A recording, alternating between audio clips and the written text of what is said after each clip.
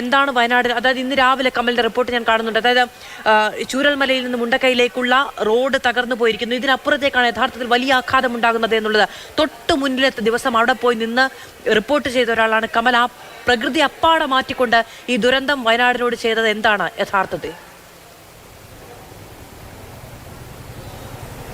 മാധു, ഇന്നലെ രാവിലെ മുണ്ടക്കയിൽ കനത്ത മഴ പെയ്യുന്നു. കുറേ നേരമായി കനത്ത മഴ പെയ്യുന്നു. അവിടെ വലിയ പ്രശ്നങ്ങളുണ്ട്. പുഞ്ചിരിമട്ടം എന്ന സ്ഥലത്ത് നിന്ന് ആളുകളെ മാറ്റിയിരിക്കുന്നു എന്ന വിവരങ്ങളൊക്കെ വരുന്നത്.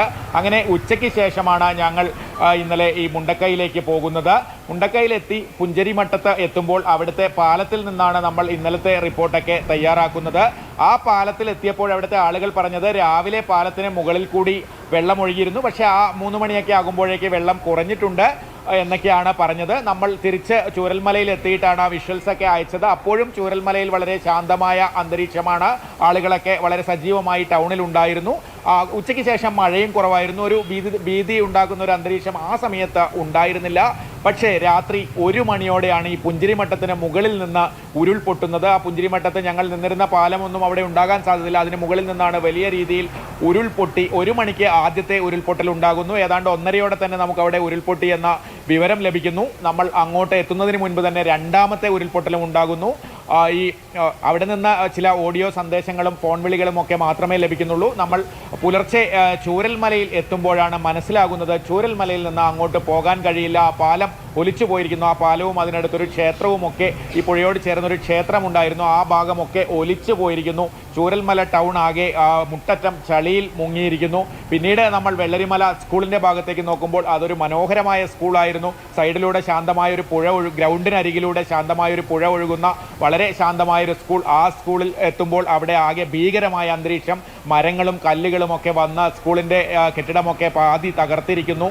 അതിനപ്പുറത്തേക്ക് പോയപ്പോഴാണ് വീടുകൾ മുഴുവൻ, കുറേ വീടുകൾ ഒലിച്ചു പോയിരിക്കുന്നു, മറ്റു വീടുകൾ തകർന്നിരിക്കുന്നു, ആളുകൾ കുടുങ്ങിക്കിടക്കുന്നു. പിന്നീട് അങ്ങോട്ട് അവിടെ നിന്ന് മൃതദേഹങ്ങൾ കണ്ടെടുത്തുകൊണ്ടേയിരിക്കുന്നു. ആദ്യം 2 മൃതദേഹങ്ങൾ, പിന്നെ 2, അങ്ങനെ അവിടെ നിന്ന് തിരയുന്നിടത്തൊക്കെ മൃതദേഹങ്ങൾ എടുക്കുന്ന ഒരു അവസ്ഥയാണ്.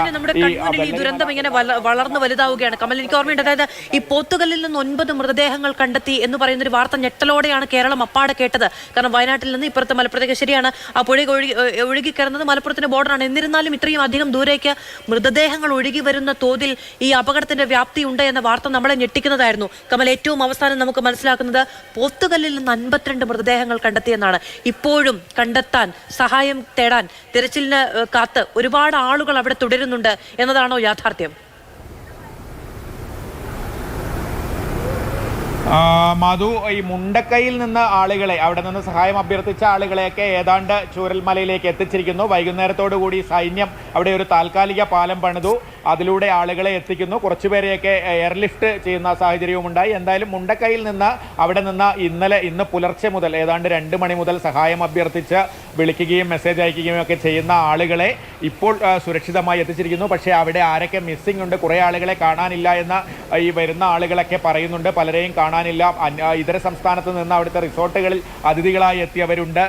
തേയിലത്തോട്ടത്തിലെ ലയങ്ങളിൽ താമസിക്കുന്ന ഇതര സംസ്ഥാന തൊഴിലാളികളുണ്ട്. അവരെക്കുറിച്ചൊന്നും കൃത്യമായ കണക്കൊന്നും ലഭ്യമല്ല. അതുകൊണ്ട് തന്നെ ഇനിയും എത്ര പേരെ കണ്ടെത്താനുണ്ട്, ഇപ്പോൾ രക്ഷിച്ചു കൊണ്ടുവരുന്നവർക്ക് പുറമെ കാണാതായവർ എത്ര പേരുണ്ട് എന്നതിനെക്കുറിച്ചൊന്നും നമുക്ക് ഇപ്പോഴും വ്യക്തതയില്ല. അവിടെ എത്ര വീടുകൾ തകർന്നിട്ടുണ്ട്. ഈ പുഞ്ചിരിമട്ടത്തിന് താഴേക്ക് പുഴ വരുന്ന ഭാഗത്തൊക്കെ വീടുകളുണ്ട്. രാവിലെ നമുക്ക് ലഭിച്ച വിവരമനുസരിച്ച് മുണ്ടക്കൈ ടൗണിൻ്റെ ഒരു ഭാഗം തന്നെ തകർന്നു പോയിരിക്കുന്നു എന്നൊക്കെയായിരുന്നു. അവിടുത്തെ കാര്യങ്ങൾ എന്തൊക്കെയാണ് എന്ന് നമുക്ക് ഇപ്പോഴും വ്യക്തമല്ല. കാരണം വൈകിട്ട് മാത്രമാണ് കണക്ടിവിറ്റി റെഡിയായത്. അപ്പോഴും ആളുകളെ ഇങ്ങോട്ട് എത്തിക്കുകയാണ് ചെയ്തത്. അവിടുത്തെ സിറ്റുവേഷൻ എന്താണെന്ന് അവിടെ നിന്ന് വന്ന ആളുകൾ പറഞ്ഞേ അറിയുള്ളൂ. അവിടുത്തെ കാഴ്ചകളൊന്നും നമുക്ക് ലഭ്യമായിട്ടില്ല. മുണ്ടക്കൈ, ചൂരൽമല എന്നീ 2 ചെറിയ ടൗണുകളാണ് ആ പ്രദേശത്തുള്ളത്. ആ ടൗണുകളുടെ അവസ്ഥ എന്താണ് എന്ന ചൂരൽമലയുടെ ചിത്രം നമ്മൾ രാവിലെ മുതൽ കാണുന്നുണ്ട്. മുണ്ടക്കൈയുടെ അവസ്ഥ എന്താണെന്ന് ഇനിയും നമ്മൾ കാണാനിരിക്കുന്നതേ ഉള്ളൂ.